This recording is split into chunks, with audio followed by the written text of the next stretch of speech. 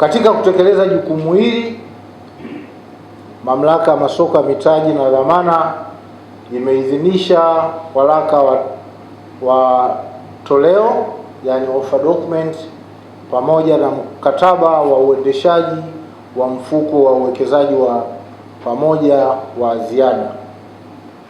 Napenda kutoa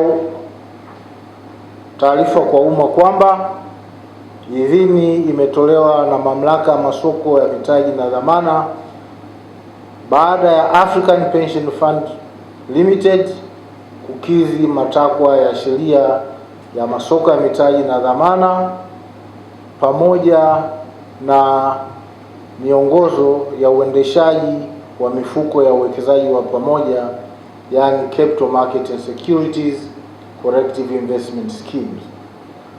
Kwa hiyo napenda kufahamisha umma wa Tanzania lakini na jumuiya za wawekezaji wa kimataifa kwamba mfuko wa ziada umepata idhini kutoka Mamlaka ya Masoko ya Mitaji na Dhamana na umekidhi vigezo vyote vya kisheria, taratibu na kanuni. Hongereni sana.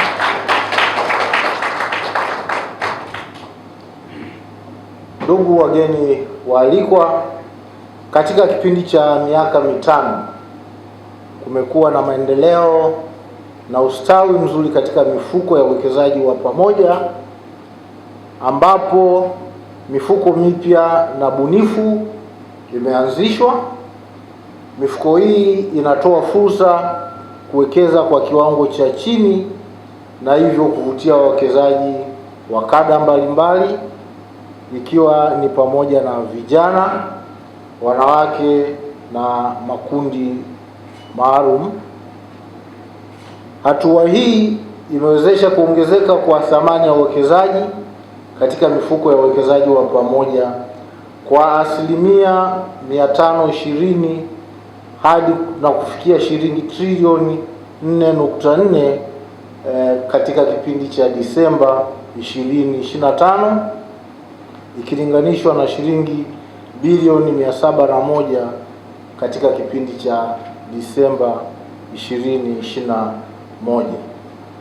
Kwa hiyo kuidhinishwa kwa mfuko wa ziada kunaendelea kuleta chachu zaidi katika maendeleo na ustawi wa uwekezaji katika mifuko ya uwekezaji ya pamoja, na hivyo kunafanya mifuko ya uwekezaji wa pamoja hapa nchini kufikia 26.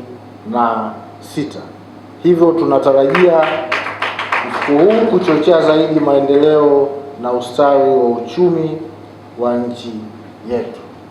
Kama ambavyo mnaona mifuko hii inavyozidi kuja, inakuja na vitu vya zaidi. Kama ambavyo tumeona mfuko huu uko blended, una bima ya maisha, unapata return kwenye uwekezaji wako, lakini vile vile unapata bima ya maisha.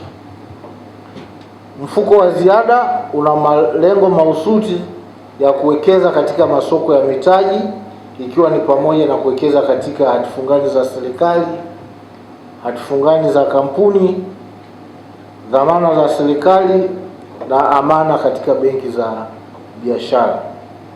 Na kama ambavyo tumeona mfuko huu unatoa bima ya maisha kwa wawekezaji inayofikia asilimia 50 ya thamani ya uwekezaji.